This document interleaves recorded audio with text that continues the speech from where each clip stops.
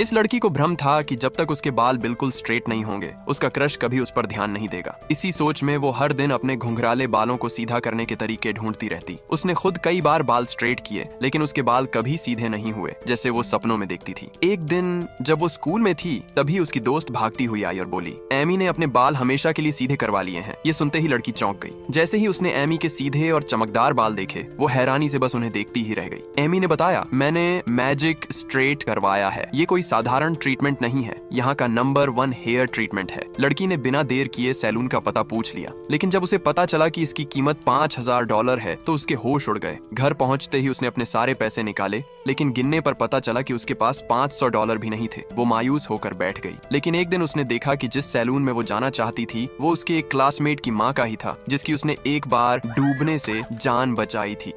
अगले दिन वो बिना लड़के को पूछे सीधे सैलून में घुस गई और उसकी माँ से कहा, इसने बताया नहीं, मैंने इसकी जान बचाई थी। माँ मुस्कुराकर बोली, जब तक मेरे बेटे के पैर से प्लास्टर नहीं हट जाता, अगर तुम उसकी देखभाल करोगी तो मैं तुम्हारे बाल फ्री में स्ट्रेट कर दूंगी। लड़की ने कहा।